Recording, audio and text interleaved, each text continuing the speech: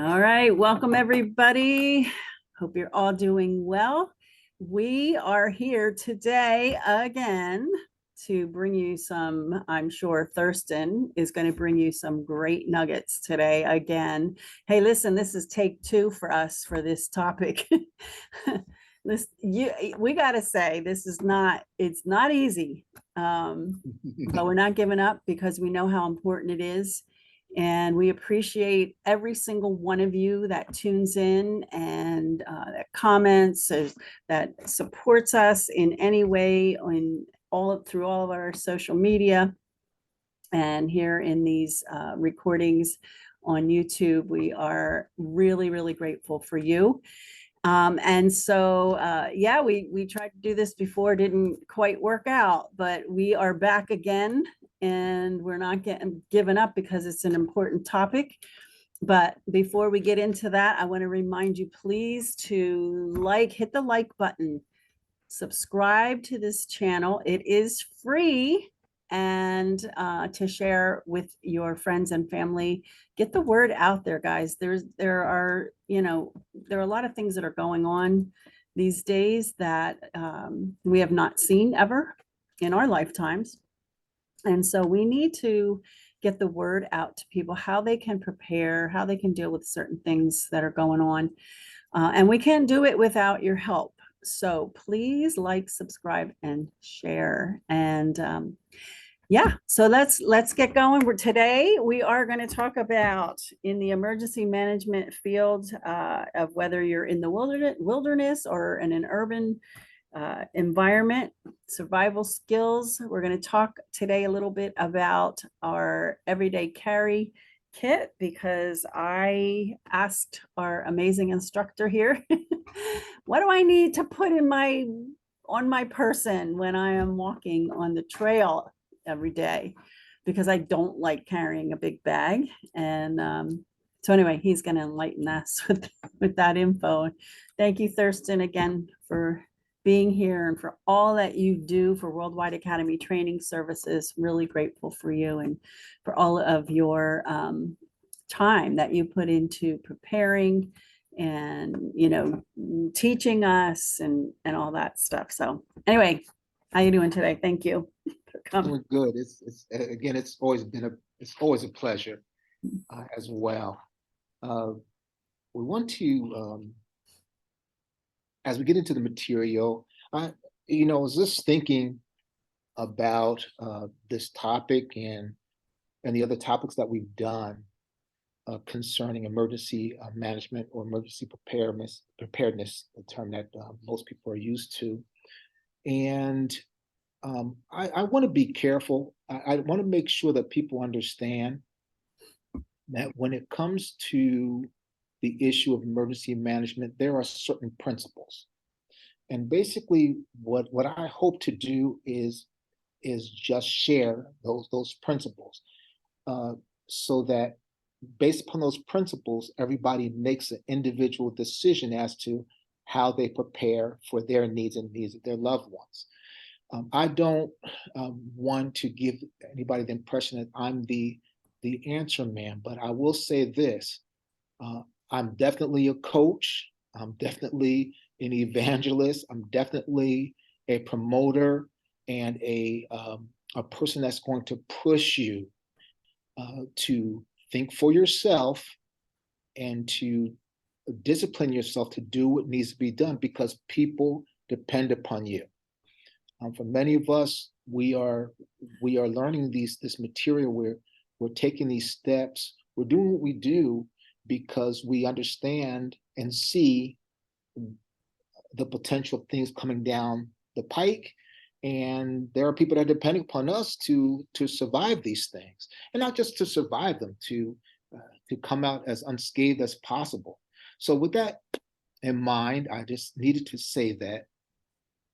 Back to Donna's question, what do I carry on me to enable me to deal with any threats or hazards, like I'm going on a day hike? Or what about just day to day, going to school, going to your office, going to work, going to visit someone? this this idea of emergency management or preparedness, readiness, response, and recovery has to do a lot with planning and planning based upon your needs. Okay, but let's talk about the planning part or the principles to start building upon. Uh, what I want to mention, I mentioned in many of our workshops, is a term called core priorities of survivability. And basically what it is a set, is a principle by which we use to help us build our emergency management plan, okay? It consists of the core things we need as human beings to live, okay? And so the first item on the list is safety and security. Nothing happens until we're safe and secure, whether it be safe and secure in terms of in a safe environment or making sure that an area is safe before we enter into it. So safety and security comes first. The second priority is shelter. After we've made sure that we're safe, we're going to need shelter. We need to be sheltered from the elements, whether it be from the sun, whether it be from rain, wind, storms, whatever the case may be, we have to have shelter. And that shelter needs to be able to provide the cover and the temperature that we need to be able to be not only survive, but maybe even to feel comfortable. The next item of priority is first aid. We need to have some means of providing some basic first aid if we need it. Mm-hmm. Okay. The second is water. We need water. And after that is food. I was talking to Donna yesterday about how interesting it is that when people start to hoard or panic, they always run to the food first, and water is an afterthought. But the fact is that we won't live very long without water. We can live for a long time without food, about a month or so. Mm. We can only survive days without water, and that's if we're healthy. Mm. So water has to be a priority. By the way, in order to digest your food, you need water. Okay. So water comes first, then the food. And then what I add, in addition to that, another priority is hygiene, is keeping our area clean so that we don't foster or promote any kind of infections or diseases or what have you. And not to mention, it's just a mental thing as well. A clean environment makes you feel better for some of us. So those are the core priorities.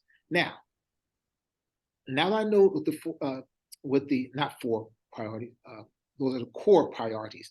Now that I know what the core priorities are, I know the principle behind what I need to prepare for or how I need to prepare it. Now I'm going on a day hike. Okay. Before I go on a day hike, I need to make sure that I have something available to me to keep me safe that considers the type of hazards that I may run into. And we need to think about that. A day hike through a populated trail has different safety and security needs than a day hike on the Appalachian Trail around here, where there are areas that you can't get a telephone signal. It really is remote. Nobody's around. It's a different situation. And so we have to prepare in order to address those facts. Can I just interject? And I think that it's important that you mentioned that about the possibility of no cell phone usage, because we're so dependent on our phones these days. And I think people just don't even think that. They think it's just going to work all the time. Well, we assume a lot of things, and that's one of them. Well, and I will use myself as an example to show you how we think, because that's what I tend to do. I was talking to a friend the other day. We were sitting by a creek, and she was explaining to me, or we were talking about, somehow we got on the subject of being, oh, she was telling me about different parts of this park, this area that we were in, and how there were different trails. And I was saying, I'm kind of a creature of habit, where I just go on the same ones. I don't like to veer off because I'm afraid I'm going to get lost. And then I said, but I'll probably, and then she said something, I don't remember what it was, but I said, well, I can just use my GPS then if I get lost. Right. And I'm, using that as an example to show you how most people, or a lot of people, may think. That's right. And yeah, again, depending on where you're at, what's going on, you might not have that available to you. So Exactly. And um, this is the thing, we take a lot of things for granted. mm, And I mean, let's face it, most of us, when we want to go have some fun or want to go someplace, we just want to just go do it. We don't, right. it's like, why would I have to do all this planning stuff and I have to figure out this and that? Well, believe me, I get it and I do understand. I often tell people, um, the career that I'm in, I'm a security manager, and safety and security has been most of my life and career. I was a police officer as well, EMT. And the point is that we kind of have a mindset that pretty much teaches us to prepare for, and we're forced to train by compliance many times as well, to train for stuff that 99.9% of the time never happens. Mhm. That doesn't mean it's not important. Never It will. doesn't mean that we should take it lightly. No, because I tell you, when you've had that 1 or 2% actually occur and you've been there, Mm. most of us kind of resolve in our mind and our hearts, like, you know what? I wasn't prepared for this one, but you better believe next time I'm Mm. going to be. Right. And none of us, especially if you have people that are dependent upon us to be safe, you just don't want to be in that place where you're thinking, I woulda, coulda, shoulda. Hmm. So yes, even going on a day hike, it needs to be planned out. People need to know where you're going. That's a part of the safety part of it. You need to, depending upon, again, depending upon where you're going, you need to take that consideration. Shelter. If by chance something happens and your day hike ends up being a weekend excursion because you're lost or Hmm. something happens, you need to have some shelter. Okay. Mm. So shelter has to be considered. Now, I want to back up just a little bit. We, um, I want us to start thinking as I continue to go down this list again. I want us to start thinking and implanting in our minds that the more we depend upon our skills, the less stuff we need. More skills we have, the more we rely on those skills, the less stuff we need or have to carry. Okay? Sounds good to me. Yes. So as we're continuing on, understand that a priority should be to learn how to provide and to protect ourselves and to provide for ourselves in each of these needs by using our skills first and looking for um, tools, gears, or stuff secondary. Mm. So, shelter.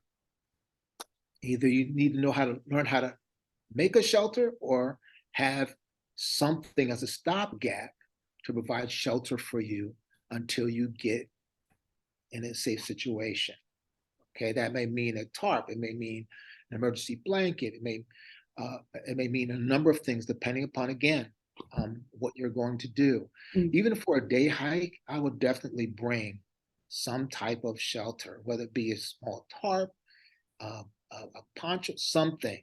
And of course, uh, in our workshops, we go into a lot more detail as to some of these different options. This is not the forum to do that right now, but um, you need to start thinking about that.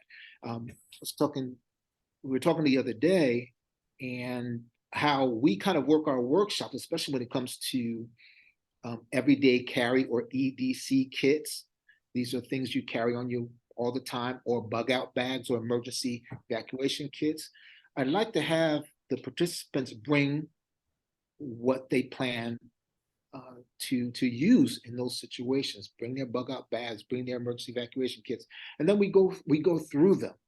And after we go through the lecture part of the workshop, then we find out that we go through each of our stuff and then see how much our stuff reflects what we've learned.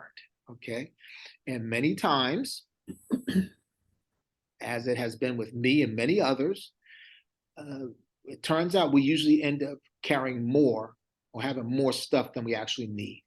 And another thing that's revealed is we have stuff we don't even know how to use. Some people bring bug out stuff, bring the bug out bags and EDC kits and stuff like that, and it's still in the package. So we don't even know for sure if it even works. Okay, so those are things we want to look at. So having some skill to build a shelter as well, and also some equipment you can bring with you to fill that gap as well. A first aid kit. It doesn't have to be a big kit. Again, it's you want to focus on managing massive bleeding. You want to address any boo-boos, scratches, and what have you. Some antiseptic of some sort, and basically bandages. And we can share some ideas on how or what those will look like. And it doesn't have to cost a lot of money either. And if we're going with a group of people, every person should have their own kit. It's easier that way, especially if you have somebody designated to provide the medical care for everybody in the group. That's less for them to carry. Everybody carries their own. And if something happens, then we actually use that person's kit as opposed to taking somebody else's. So that's the idea, and that's a military medic kind of idea or philosophy, and it works well. Next, water. We need to be able to not only bring some water, but also know how to procure or how to acquire water if we have to. It's not even an option. It's mandatory. When we go on day trips, we meant it to be a day, but sometimes things happen, right? We want to make sure we're prepared. And water is heavy. So I think it's a good idea to carry some with the skills to procure more if needed. Yeah, I'm thinking of, we talked about this prior to this as well, the young lady that was with a group of people and got lost, veered off, went on her own, got lost, and ended up spending, like you said, the weekend or the 2 nights in the wilderness. And one of the things that they did say, she wrote about her experience then afterwards too, but one of the things she did, and she was smart enough to do, was to go to where there was water and found water several times to refill, her bottle, container, whatever. And so she knew enough to do that.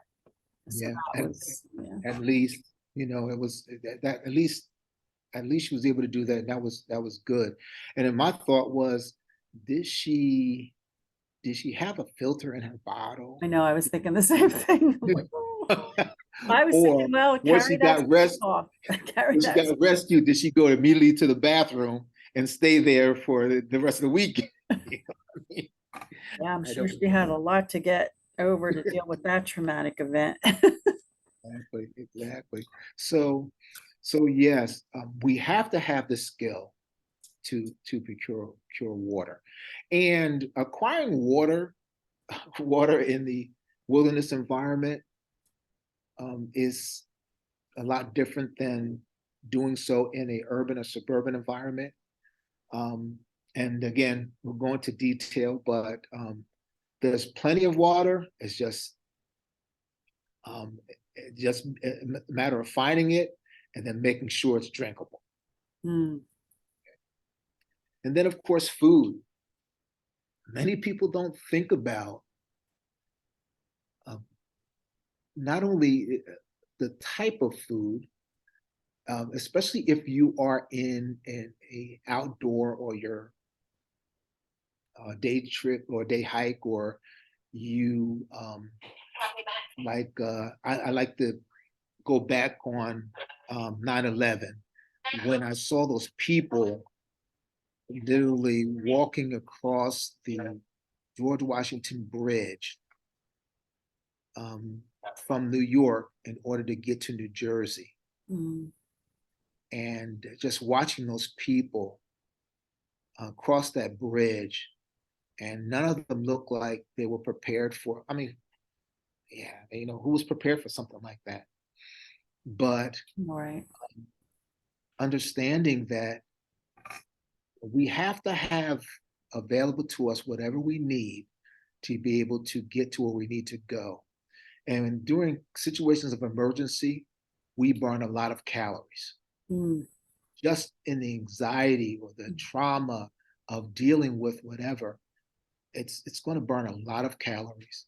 And then to have to walk or run mm, as well, or climb, or whatever the case may be, we burn a lot of calories. So we're going to look at carrying foods that are high in calories. And this is the time you have permission to eat stuff that's high in calories. Because in an emergency, you're going to need those. You're going to need those calories. mm. And also the type of foods we bring and how we carry them. I'll, you know, you'll see people with cans of food in their go bags, and I'm saying, you know, you're gonna have a rude awakening because I'm gonna make you walk around a block with that go bag with those cans in there. When you come back, I'm gonna ask you, How you feeling? how you doing? And so we want to make sure that whatever we do in terms of what we bring or carry on us is has a weight that's manageable. Okay.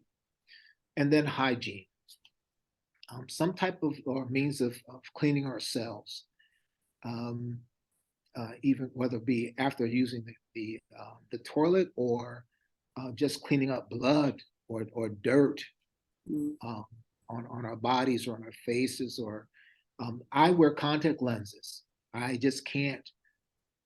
cannot just arbitrarily put my hands up and take out my contact lens or handle them mm, without making sure my hands are clean. And even in an environment where there's a pandemic, for instance, same issue. We have to make sure that if we're going to touch our face at all, we need to make sure that our hands or sterile or sterilized or sanitized as much as possible. So we see all of these core priorities. This is the priority. These are the things that are essential, and this is the order of priority that we address them. Okay. I did not talk about. I talked about bug out bags, but I didn't talk about actually what does a everyday carry kit look like. I think I said this before, but if I didn't, I'll say it. I'll say it here. Your everyday carry kit is not going to look like mine. Mine is different. I also carry, and this is one of the key points of an everyday carry kit is that it goes with you everywhere. Okay, so I'm not saying that we walk around with a backpack on all day everywhere. Like you. But what I am saying is you should have on your person as much as possible to be able to help you get out of an emergency situation if that's all you have. That's all you have. Like, for instance, at work, it's a little bit different because I'm the head of security, and I also am the primary medical responder here as well. So my everyday carry, instead of me walking around with a backpack all day, I have everything that I need as a stopgap on my person. And when I'm not at work, when I'm coming from work or home or going out, I also have another setup. Yeah, I do have a bug out bag in the car that I put in my car, and I do bring one to work. But if I get separated from that bag, on my person has to have enough of what I need to get to work. Okay, so let me give you an example. Go ahead. No, I was just going to say, I have to confess that that's the area that I fail in. I'm going to say fail right now because that is from my vehicle to where I am going, because we talked about this before. I mentioned this before that I'm so tired of carrying bags all around. And I know I don't need to do that heavy backpack thing, but I really need to work on that area. I'm in and out of stores a lot. Right. And that is the area that I really, now, I live in an urban environment, but what if I can't get out of that store? Right. Something happens, they lock the doors and I can't get out, or something just, we can't. So I have to confess that is the area. I've got like 3 bags in my van, I've got bags inside the house, but I gotta work on that. There's empty space there, right? Yeah. And it's true. I understand. Let's look at it this way. First of all, if I'm locked in Walgreens, I'm good.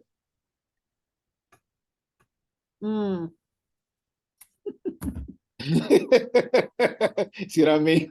As long as the people are okay that you're locked in there with. I mean, exactly. See, that's how my mind works. Well, there's still a lot of adjustment. There's still a lot of attitude adjustment tools that I can find in Walgreens. But again, all kidding aside, I want us to think like that. See what I'm saying? Yeah. It's like, in case of an emergency, I can think of a lot worse places to be than being stranded in Walgreens, at least until I can get myself together to go someplace. So, I'm just bringing this up to get us to start thinking. Okay, start thinking. Now, I'm going to use myself as an example.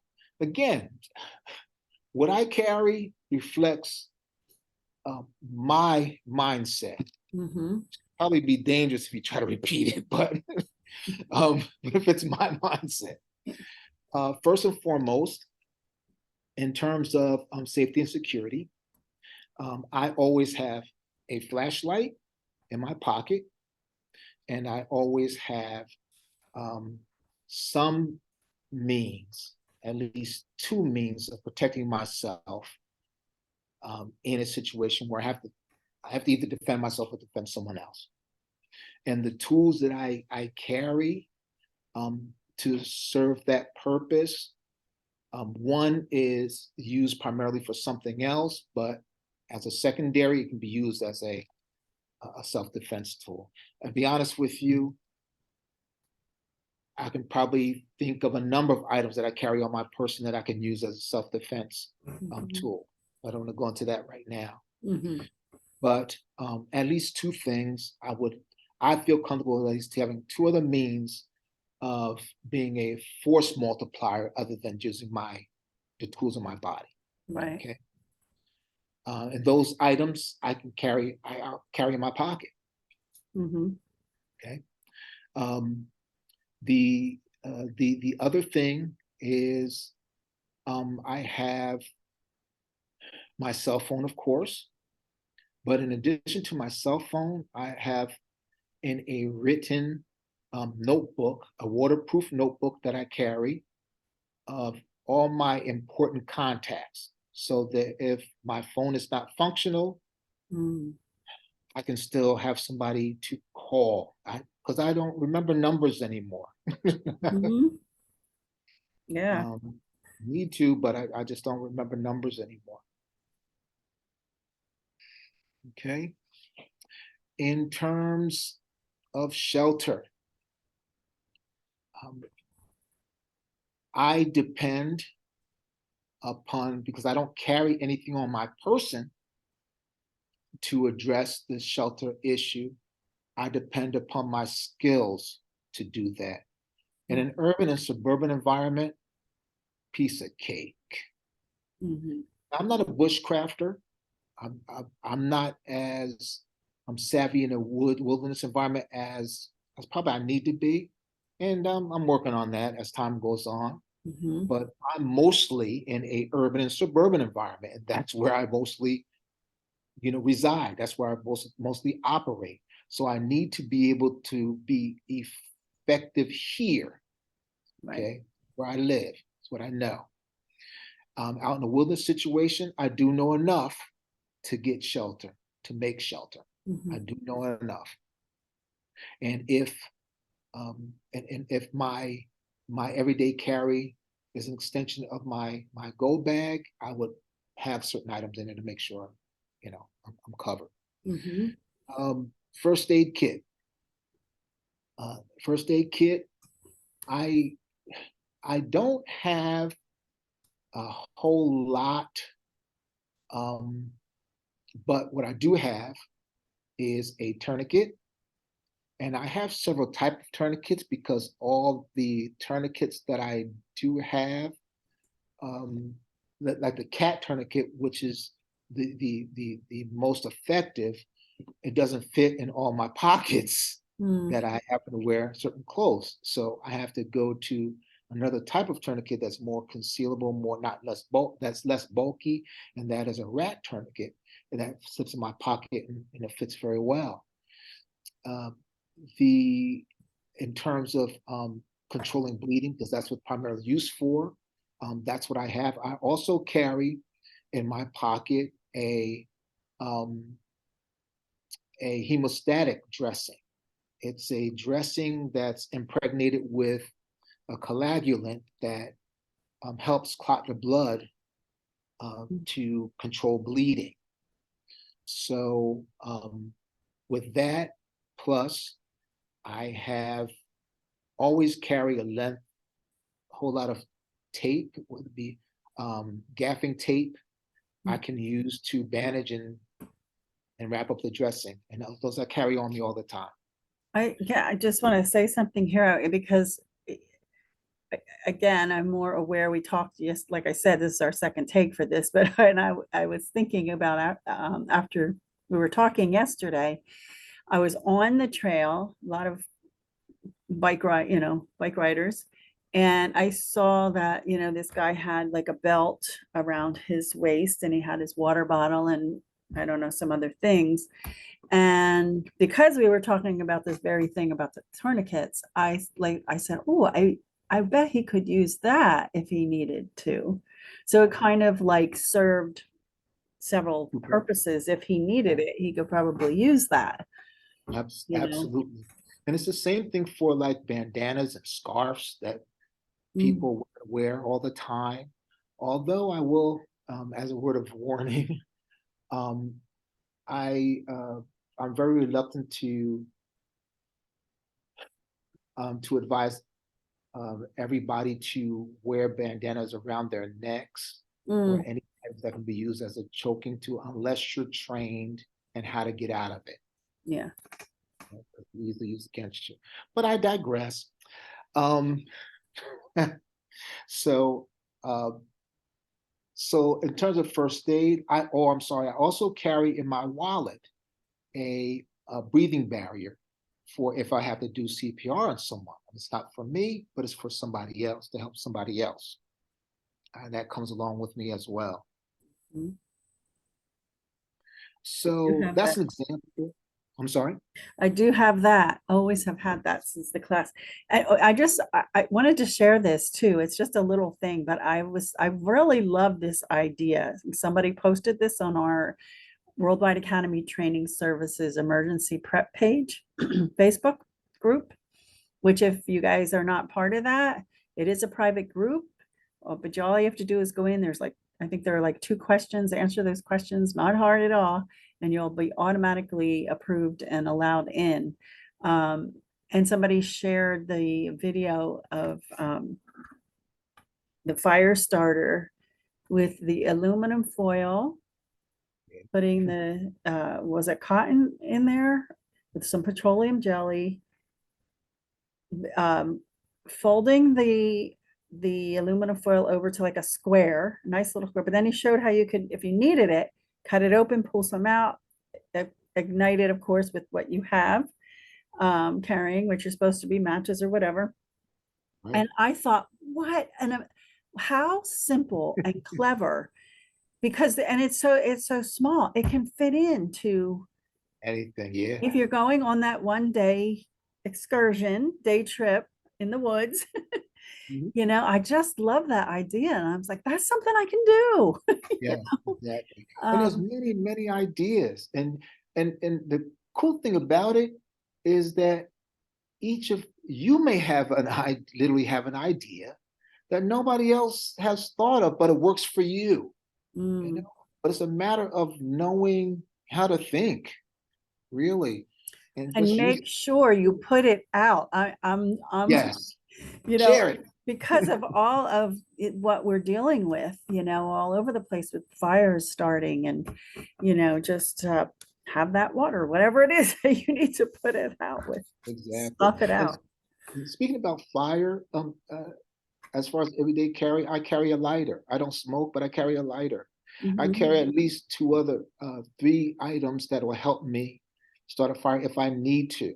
And I also, again, it depends upon the scenario. If the scenario is I don't have anything on me except for my EDC or everyday carry kit, and I'm trying to, I don't know, try to get home as quickly as possible because something has occurred Mm, and I'm not going to be starting a fire or whatever. I mean, that's not going to be a priority at this point.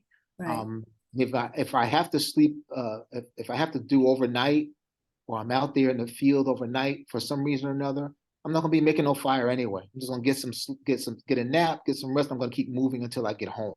Mm, Okay, so those things you just have to keep in consideration as well. mhm, So we stopped off at first aid, mhm. water. I mentioned before, water's heavy, but we got to have it. We have to consider it, but also consider and have a means by which to purify any other water sources, so you don't have to be carrying. Yeah, we If talked about that, Pete, and that's I think, yeah, we talked about the water and the food, the hygiene, and you were into the gear that you're carrying. So, Right. um, And as far as water's concerned, I know where to get water. I know where to get water. I I, I make sure I have the knowledge and understanding to be able to acquire water and to and not only to acquire it, but also to make sure it's drinkable. mm, So, in my again, in my pocket, I can carry just one iodine tablet, mhm, and that'll purify. mhm. I think it's about a six, no, um, at least a smart water bottle full of Okay. water. It'll purify it enough for me to drink it. Also, I have in my bag, you know, you, my my bug out bag is really my everyday carry bag. I mean, I carry it to work, I carry it inside work to work, but again, if it's an issue of I get separated from that bag, then I have to figure out where am I going to get water. Know the geographical area that you're going in. Know where to find water. Mm, Um, and especially if you're going on a day trip, carry a water filter so you don't have to worry about it. Stick the filter in the bottle, put the water in there to let the filter do right, the work, or just there's the life straw. You just put the straw inside the water and you slurp it up through, and it's filtering it. Whatever the case may be, right. water filter or even a purification tablet, that's what you need. Even bleach, if you had household Mhm, bleach, no fragrance bleach, like an eyedropper. I have these little I have eye prescriptions. So I keep the little bottles, little dropper bottles, and I put things like I can carry a dropper bottle full of bleach, mm, just use a couple of drops just to purify water. It's just used for that purpose. And of course, I good idea. mark that bottle very well I so I don't end was gonna say, up. better put a label on it. You gotta be We'll be heavy into able the to see label. where you're going. Exactly, exactly. And also for me, um, I although I have medications for my eyes, I can my medication doesn't require from me. Put it this way: if I miss a day or two, it's not going to hurt. Mm, But I have eye lubricant that I have to have throughout the day. I also have allergy pills that mm, I have to have throughout the day. Those are everyday carry for me. mhm, Yes, I do have a supply in my bag, but I also carry a little medicine bottle. That's another thing. Medicine bottles are great for keeping things, yeah, keeping them dry, protected, which we'll get into later, um, so that it's there. As far as food is concerned, again, in an urban suburban environment, I know where to find food. mhm, Um, in worst case scenarios, if you think about it, we can all find food. One thing about here in the United States of America, especially in urban and suburban environments, nobody likes to think about it. Nobody wants to have to go there. But if worst comes to worst, um, a dumpster at a grocery store is a feast, mhm, at least to get me to as a stopgap to get to where I need to go. right. That's the um, that's the idea behind that. Mhm, Um, so as far as carrying food, um, there's a couple of ways you can look at it. Me myself, um, I I have access to fruit jerky, fruit snacks, very thin, very light, one or two of them in my pocket. Mixed nuts and fruit packets, excellent. Or even better, I'm definitely sold on this. My friend Carmen hooked me up on this.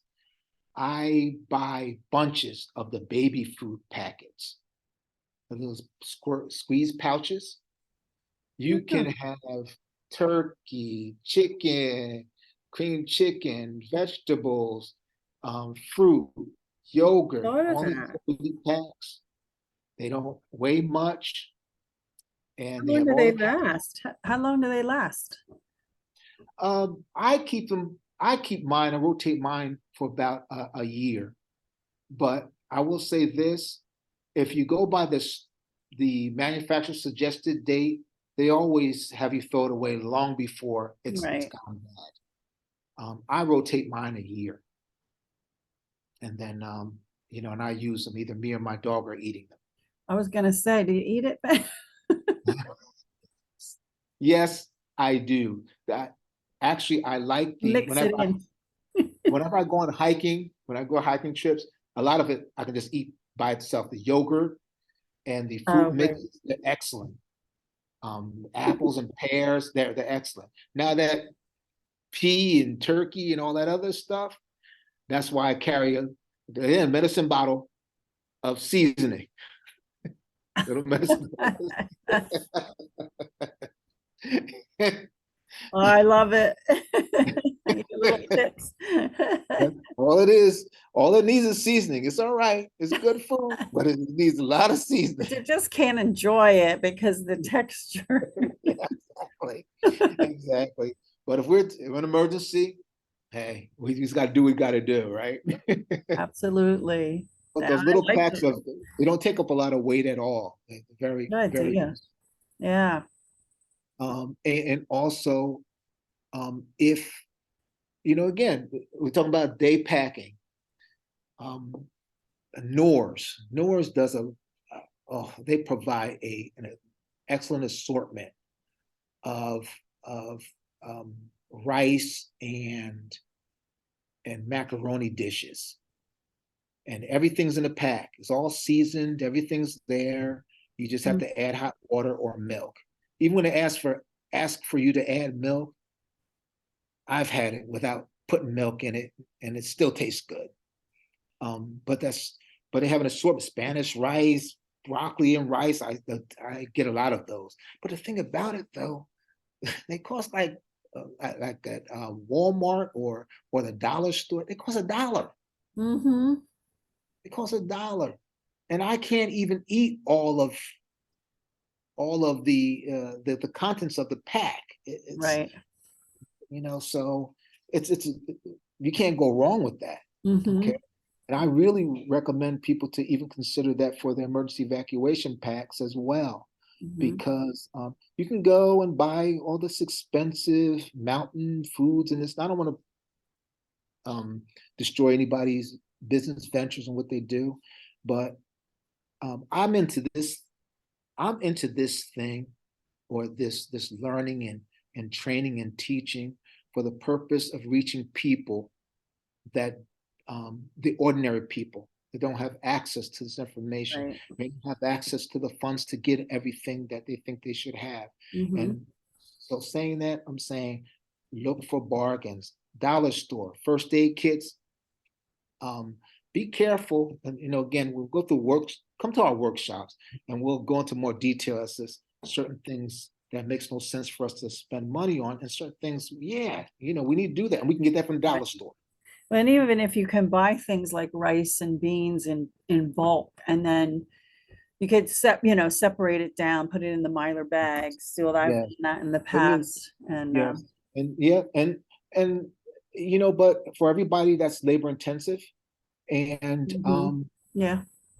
I definitely suggest doing that.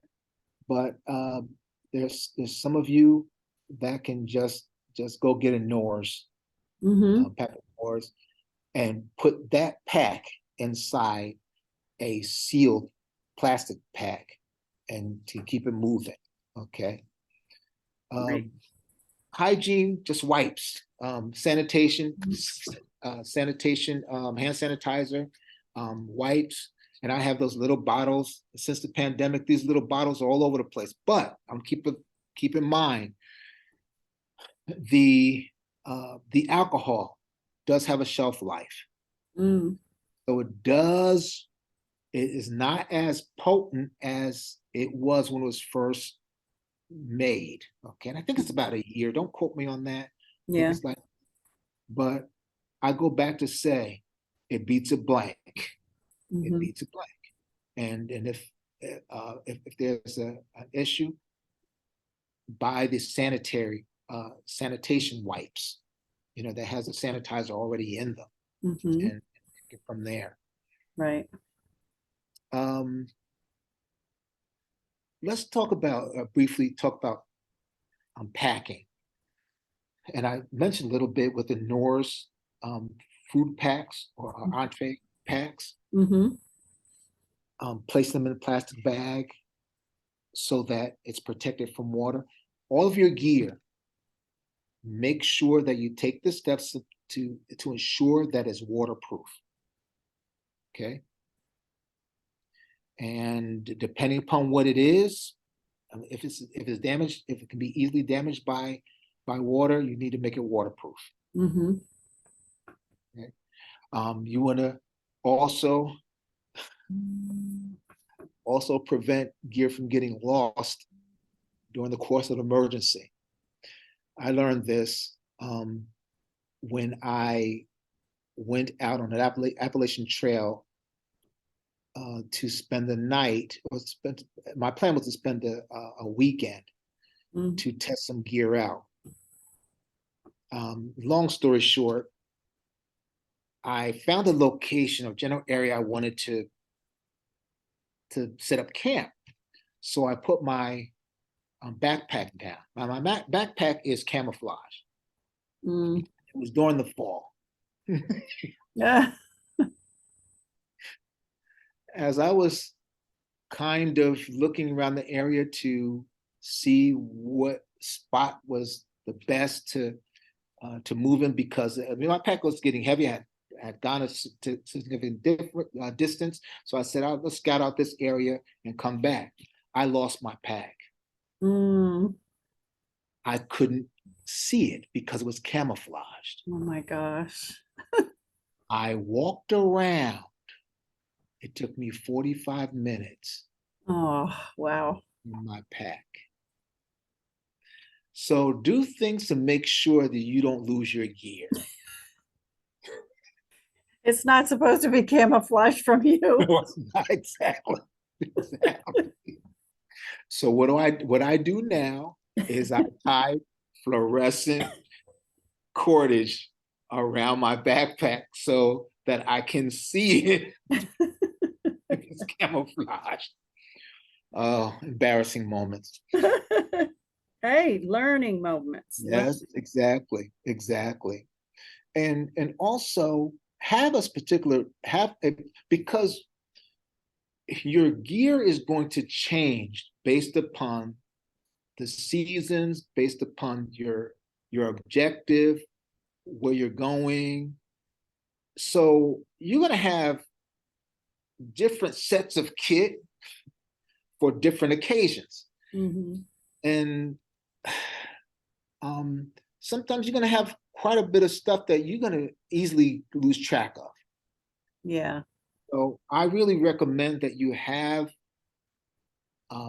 gear specifically for emergency preparedness separated from everything else. And even then have it put into categories or drawers. I have drawers and cabinets that are dedicated just for those things alone.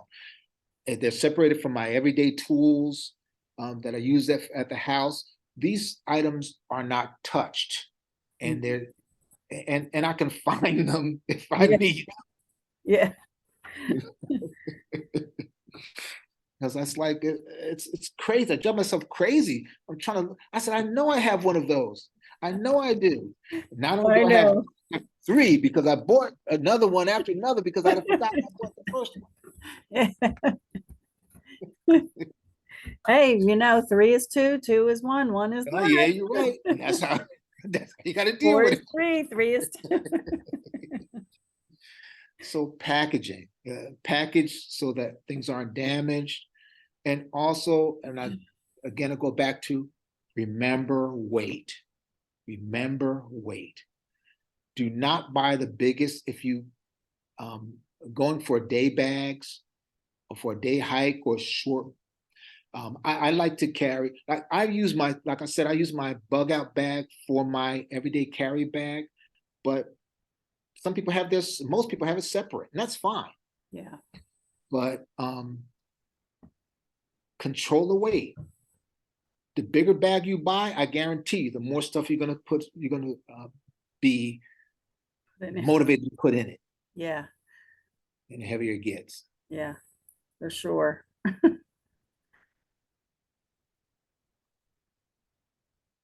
I want to do a little segment on, I think probably closing this, and let's see, have something else to Nope, we're to good. mention. This is a lot of info. I've looked. I want to talk a little bit about multi-tools, because that's a big thing with those of us that are interested in emergency management or emergency preparedness. I love multi-tools, but I've since moved away from them being a major player in terms of emergency preparedness for me. And this is the reason why. This is my rationale. And again, I'm not questioning anybody else's rationale. You do whatever works for you, you continue using it. One thing about multi-tools is that they're created to do a number of things, but they just don't do any of those things well. Mm. And when it comes to an emergency, I have to at least have some tools that that are designed to help me through this emergency well. Mhm. Okay, it needs to be at least decent. Okay, I've had several multi-tools, and I've never used one in an emergency. At least I don't remember ever having to use one. It's just everyday ordinary things, and I've been disappointed a lot of times. Mm. Okay, so for everyday carry multi-tool or hand tools per se, Mhm. I typically narrowed it down to 3 things for me that I can carry with me at all times, and I do. One is a multi-tool like this, Mhm. and basically it has all the different, there's a blade on one end, and there's a saw blade on the other end, and there's a little screwdriver on each ends, and these openings are supposed to be like a wrench, Mhm. but nothing I seem to want to use it on allows me to put this whole thing on there. You know what I mean? So you know what I mean when I say, And but hard to work with too. hard to work with. Oh, absolutely. Yeah. Do I throw it out? No, I'm going to use it for whatever I can use it for. And it does feel as another option to fill a gap for what my other tools might not do. Mhm. For an emergency disaster situation, um, I see myself as needing to get myself to safety or out of the situation with, if there's a building collapse or I have to get out of a building, whatever the case may be, or have to help somebody else. They're stuck in an automobile and they're not breathing, and I know, and I can see they're not breathing, and I need to get them out of that vehicle, or I need to get into the vehicle. Mm. So I need tools to be able to do that, and many of the multi tools just fall short in that area. So when it comes to a most urban or suburban type of scenarios, I have a pry tool. I use a pry tool. This is a solid piece of steel, and it is beveled on the end, and it's also beveled on the side. Mhm. This is my hatchet. Mhm. It's my pry bar. It's my hammer. It rips through things, smashes through things, Hmm. whatever. And it does each of those things well. Okay. Hmm. And so I carry this on my person all the time. The other key item is these are called X shears. These are not ordinary shears. I mean, these are very powerful shears that can cut through wire, all kinds of clothing, all kinds of rope. As long as it can get around it, it's going to cut it. Hmm. Cable. This thing is awesome. I mean, I've been seeing advertised. Somebody said you can use to cut a penny. I don't see any need to cut a penny, but it shows how powerful these. Yeah. Even from a medical perspective, these are my trauma shears as well. I don't care if you're wearing leather, Mhm. leather pants, leather. This is cutting it, and so for cutting, I need something like this. Okay, um, I don't carry a folding knife. And I've only been doing this or carrying this for years, but it turns out that some of the things that I used to use a knife for, I can do with this, the end of this little guy, Mhm.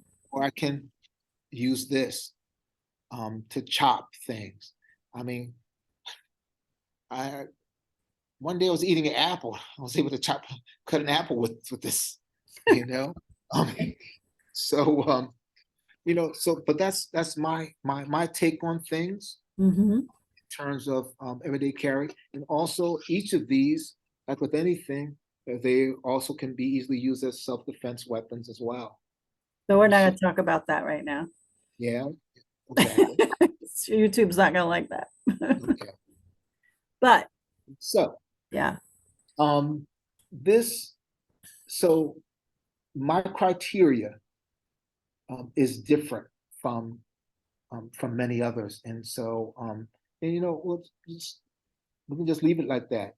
But Mhm. whatever skill, whatever tool you decide, make sure the decision is based upon, is this tool going to address the situations that I'm likely to encounter?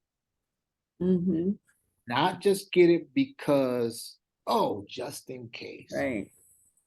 Because just in case usually ends up in a case, and it's just money sitting on a shelf. Right. Waste. But it's a waste. But if it does fit for what I'm likely to use it for, then I have to make sure it's effective. It has to be proven. And that means actually taking it out and using it. Mm. Don't show up at your day hike with your compass inside the pack, and then you take the compass out of the pack right there, on the day hike, and realize it doesn't work. Mm. Okay. Yeah. Prove it, take it out, use it before you have to depend upon it. Mhm.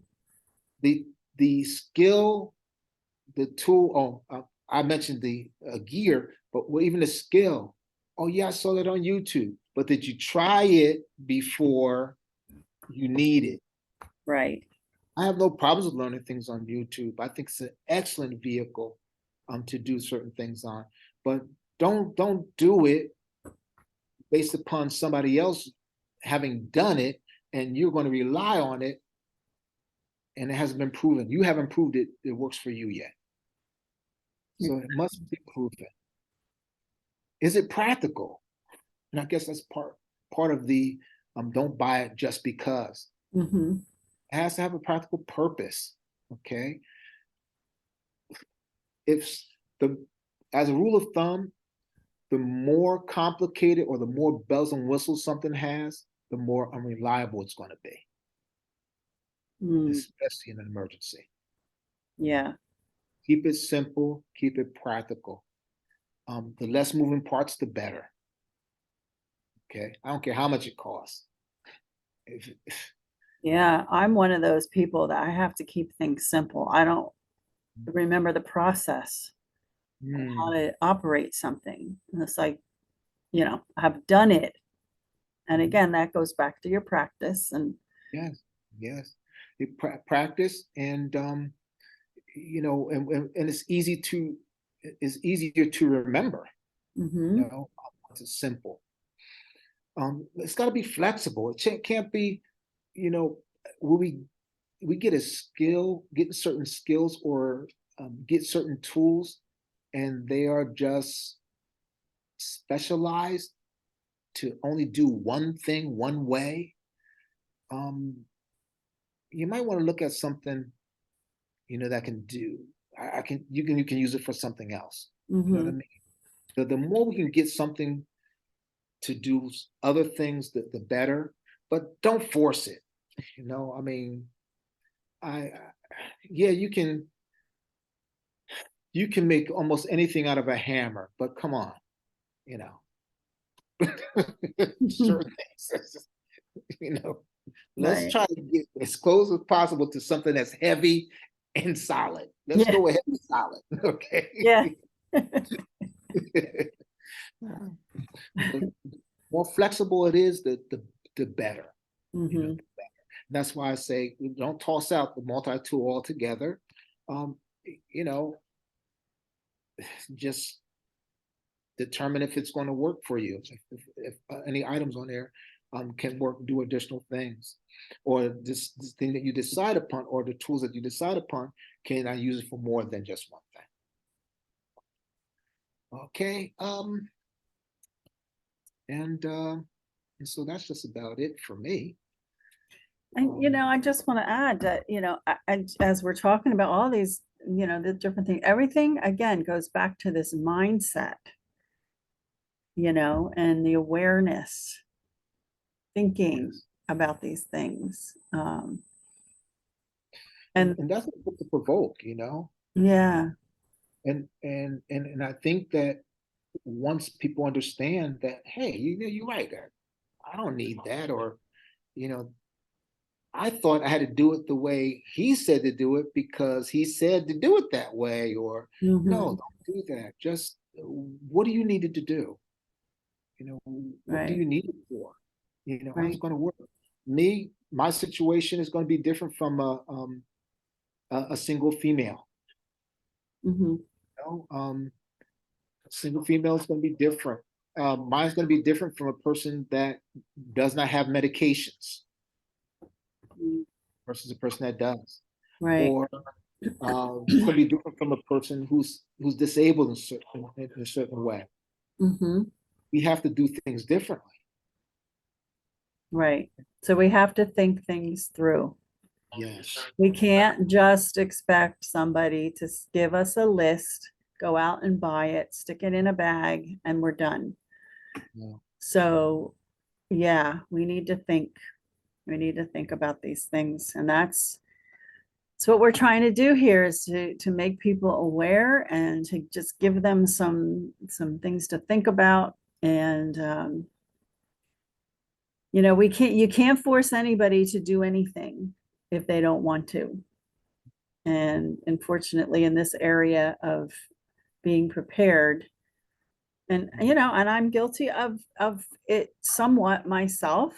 And we all are to an extent. Uh, there are different levels that our everyday life things that we have to do take priority, and then when the weather report comes that the media puts out there that there's a hurricane coming, a category 4 or 5 whatever, then we all run to the store, we empty the shelves, and we panic trying to get out. And yeah, so Yeah. But with this, what we're trying to do is to bring awareness and to move people to action as much as we can. We can't force them to do it. So once again, Thurston, thank you. Appreciate And all my heart that you really, give us. and my heart really goes out to those individuals that have this mindset, but their family members or their close relatives don't, Mhm, and the burden of standing in a gap for them and making up the hedge for them is all on them, and it's mhm. a difficult place to be in. Yes. And so you're doing all of this on your own. Mhm, You're making these decisions with them in mind, and so you want to be there.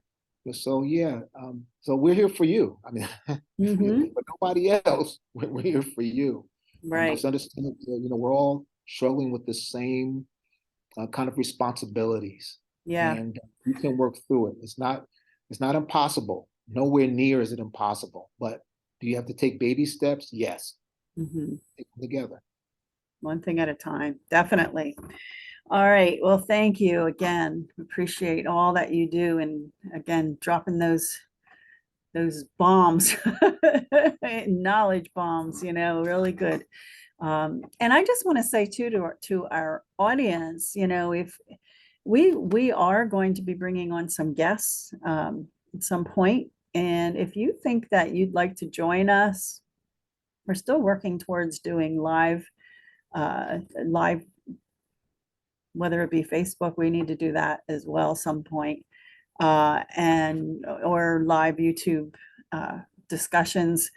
If you at some point think that you have something to contribute, or you'd like to join in a discussion, or you have an idea, there's something that you want to know in particular, or you want to learn about, please let us know. You can contact us through our Facebook pages, groups, through commenting on these YouTube videos, on through our email, through our website, which will all be listed down below.